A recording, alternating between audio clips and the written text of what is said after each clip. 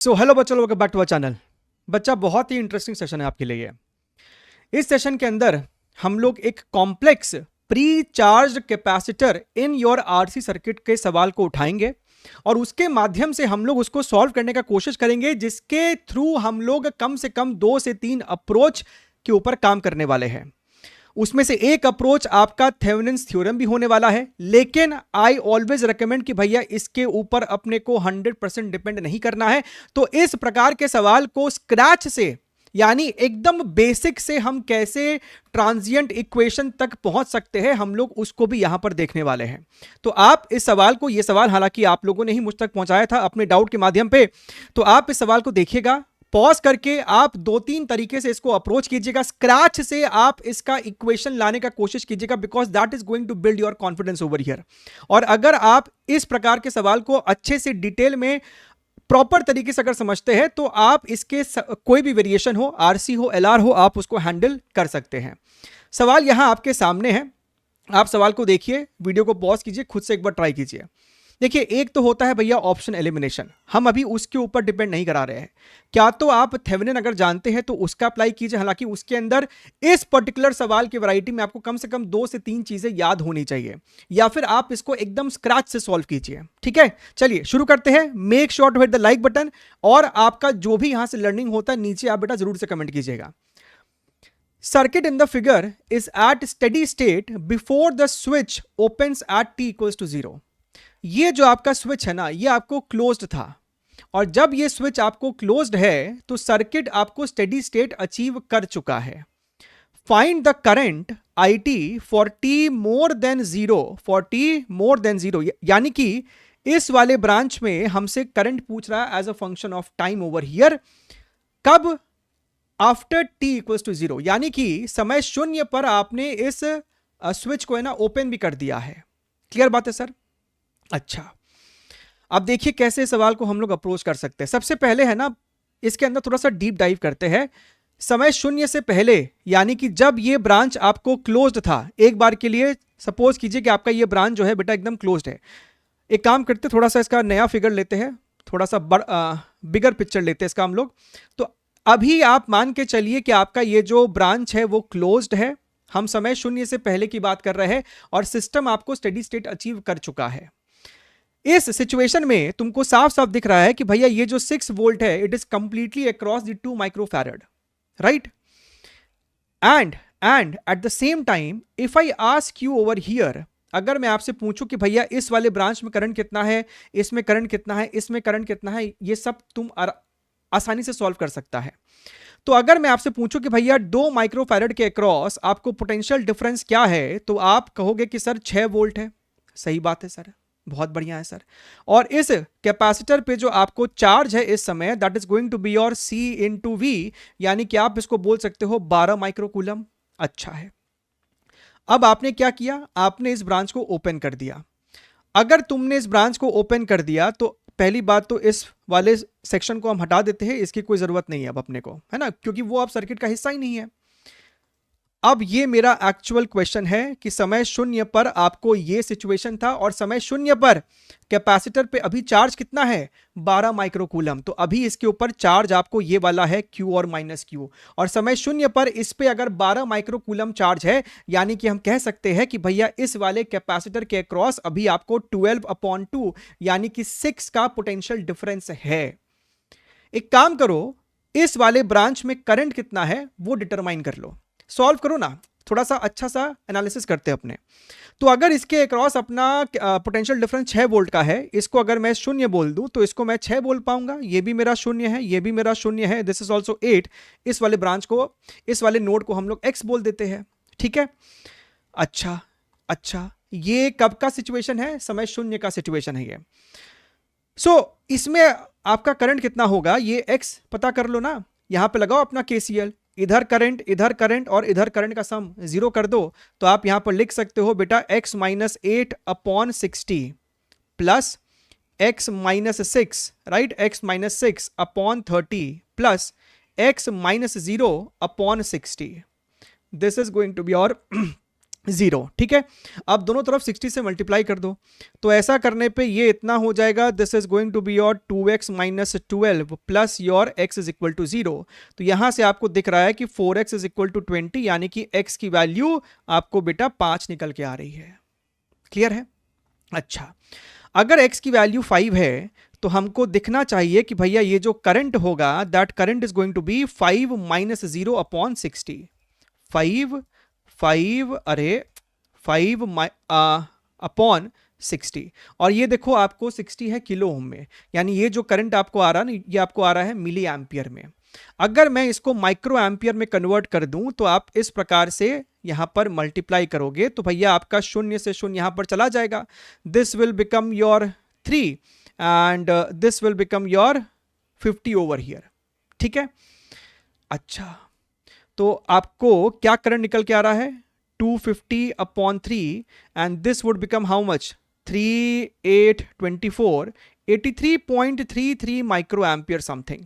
तो सर हमको यह समझ में आ रहा है कि समय शून्य पर इसके ऊपर चार्ज कितना है, इसके अक्रॉस पोटेंशियल डिफरेंस कितना है, और इस वाले ब्रांच में आपका करंट कितना है, वो हमने डिटरमाइन कर लिया है। अच्छा, बढ़िया है सर। अब ध्यान से देखिएगा, ये तो अपना काम खत्म है ना, so let us remove all this thing. ये सब क्यों किए हैं आपको कुछ ही देर में सब समझ में आ जाएगा। अब देखिएगा, इसको हटा देते हैं।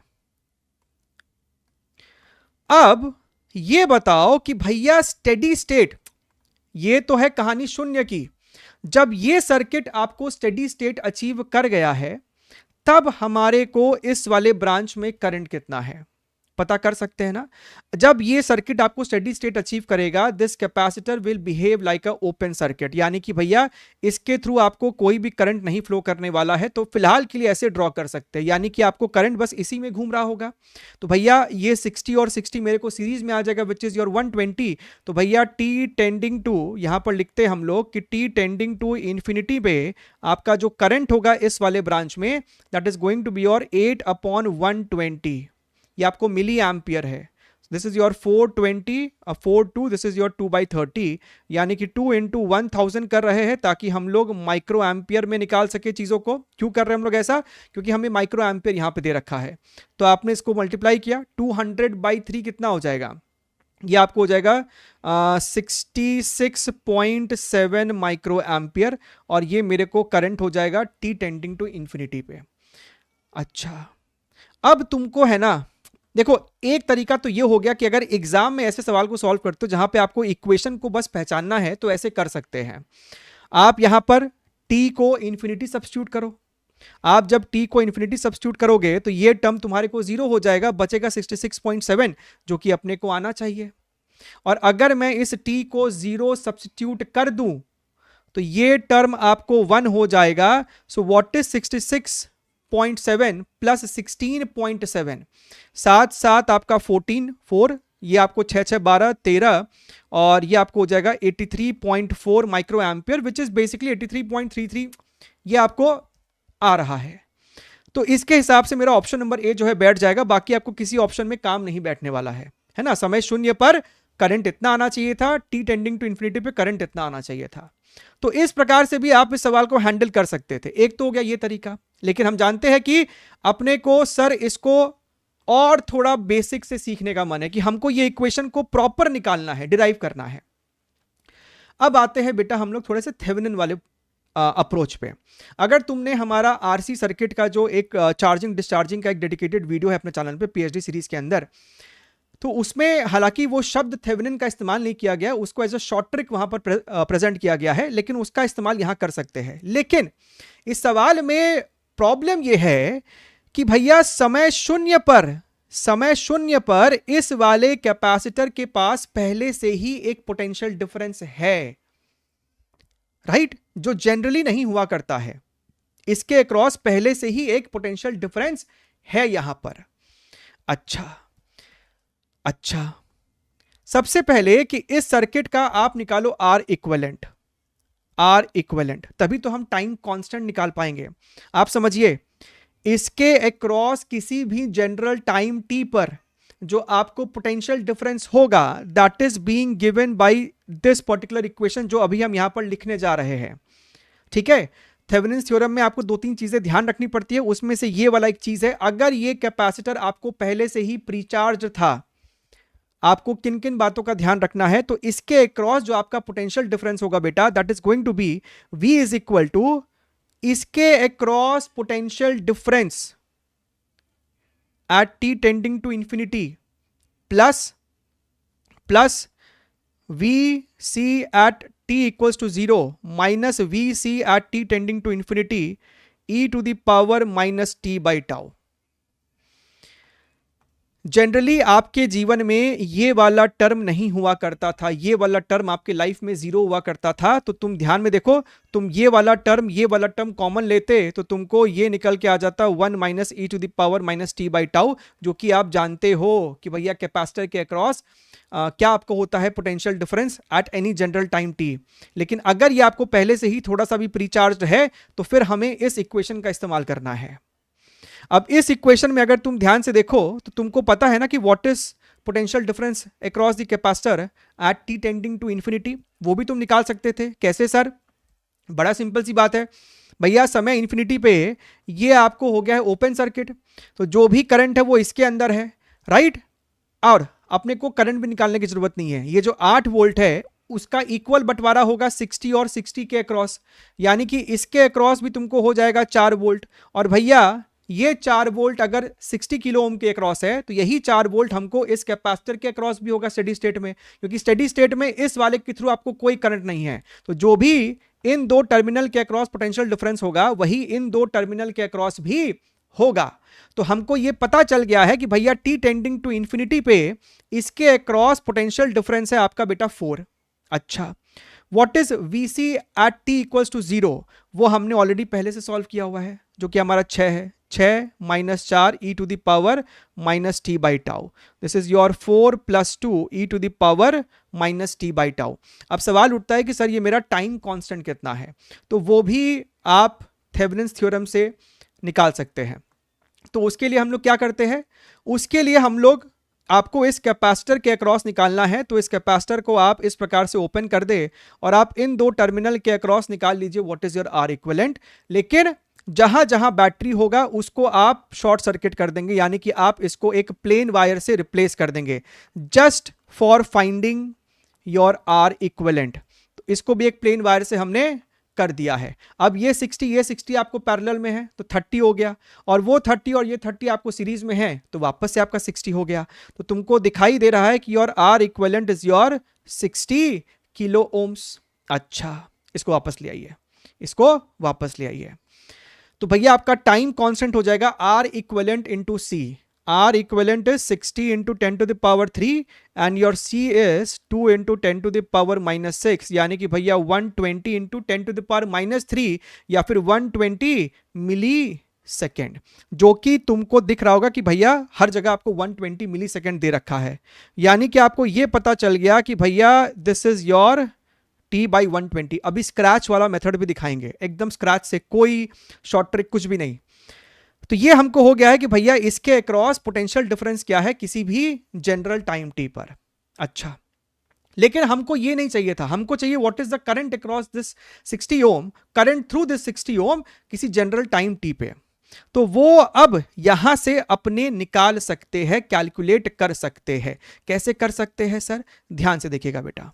तो हम क्या कह रहे हैं, हम क्या कह रहे हैं कि तुमको पता है कि भैया इसके अक्रॉस पोटेंशियल डिफरेंस मेरा V है, यानी कि अगर ये मेरा 0 है तो साहब ये मेरे को V है, ठीक है।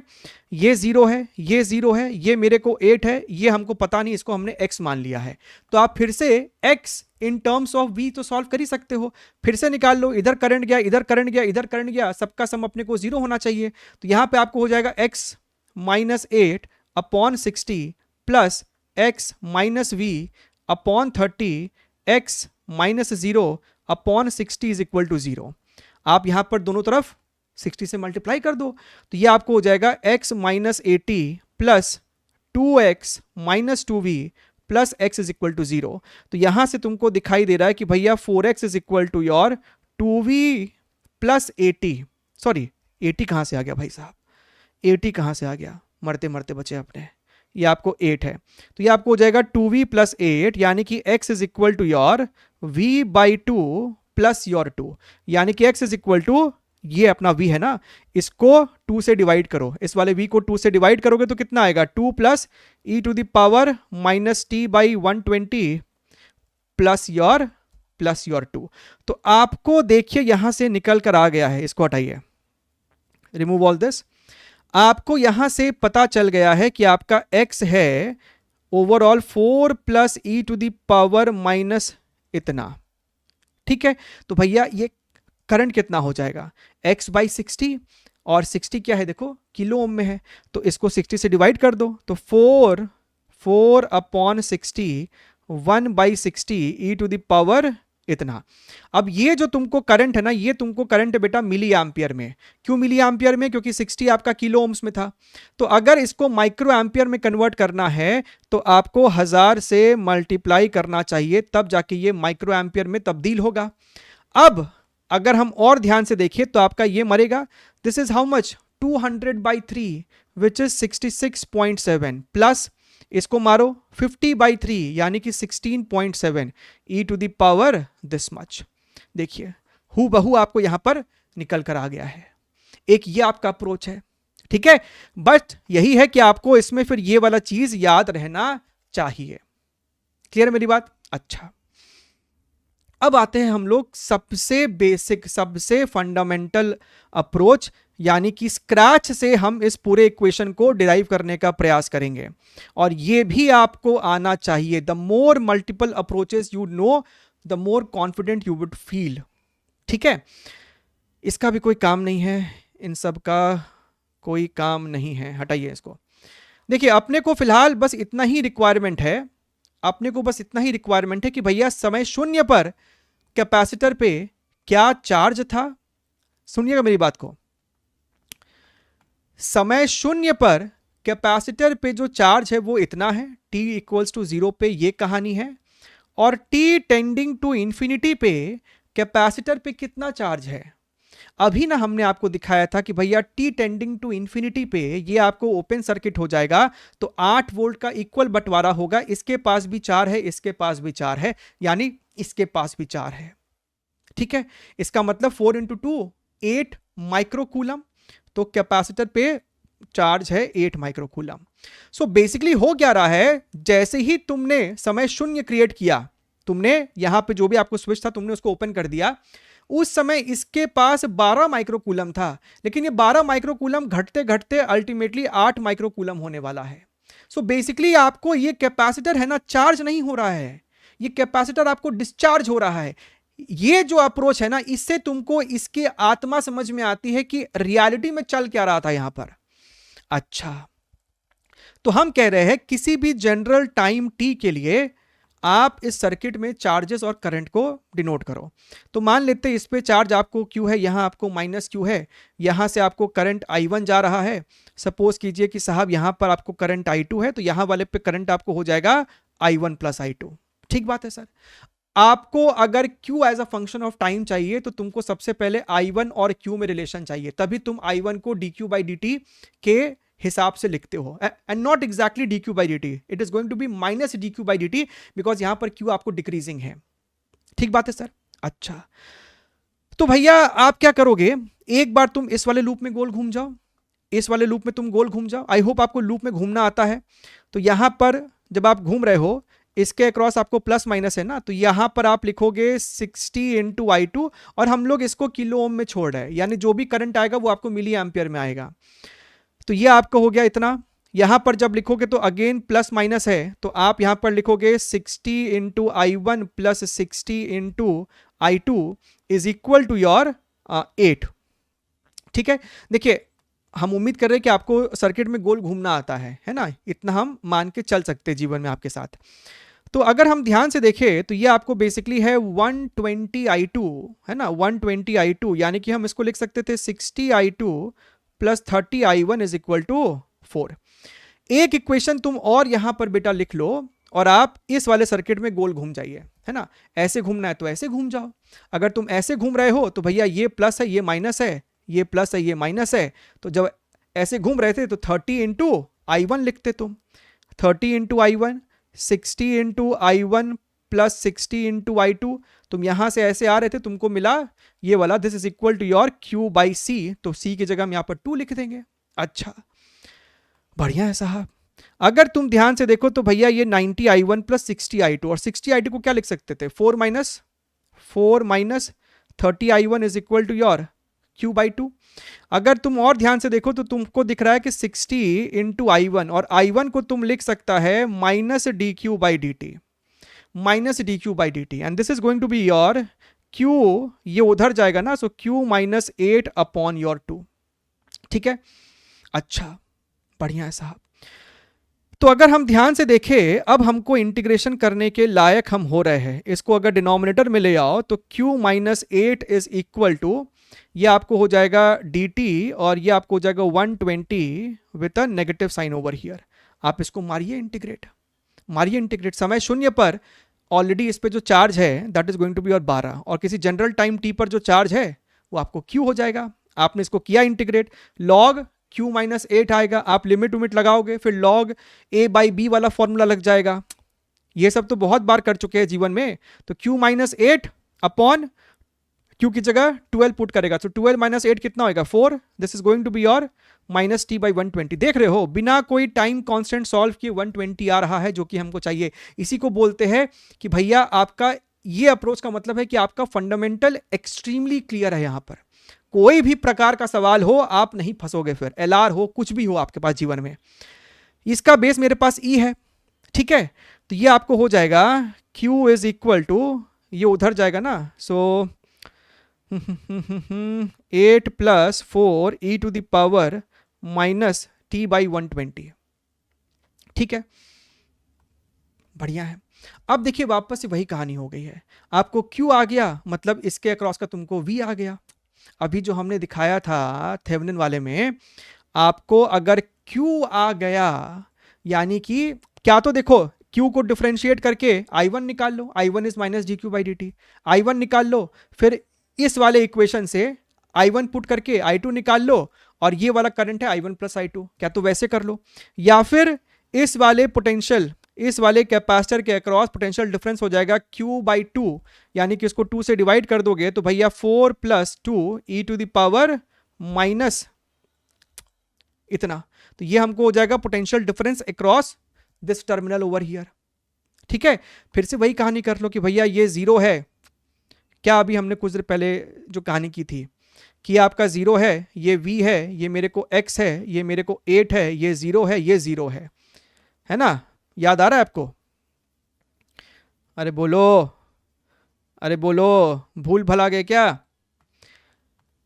है ना? और फिर ये वाला x निकाल लीजिए कि भैया x minus 8 upon 60, x minus v upon 30, x upon 60 is equal to 0। 60 ये मरेगा तो यहाँ पर आपको बेसिकली ये 2 आएगा, ये भी आपको मरेगा, तो यहाँ से आया था हमको 4x is equal to your 2v plus 8, यानी कि x is equal to your v by 2 plus 2। आप इसको 2 से डिवाइड किए थे, याद कीजिए, e to the power minus 120 by 2, यानी कि 4 plus e to the power इतना। ठीक है, और ये आपको x आ गया, यानी कि आपको ये जो करंट है, अगर करंट चाहिए तो इसको 60 यहां पर आप डिवाइड मार देते हैं, है ना, इस पूरे में 1000 से मल्टीप्लाई करेंगे तो आपको आंसर जो है वो माइक्रो एम्पियर में निकल के आ गया था। तो आपका ये ऐसे कट गया था, ये आपको 3 था, तो ये आपको हो जाएगा 50।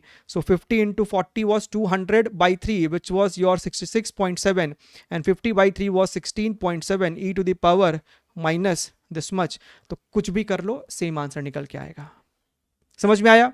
सबसे पहला अप्रोच क्या था कि हमने कुछ भी नहीं किया, इक्वेशन को ही इस्तेमाल किया, t को 0, t को इन्फिनिटी पुट किया, आंसर निकाला। सेकंड मेथड था जहां पे हमने थेवेनिन का वो जो एक v वाला इक्वेशन था उसका इस्तेमाल किया, यानी कि हम ये वाले स्टेप से बच गए थे, और थर्ड में हमने स्क्रैच से सब कुछ यहां पर सॉल्व किया है। ठीक है, आई होप लर्निंग मिली होगी। ध्यान रहिए, पढ़ते रहिए, take care, wish you all the very best and bye bye.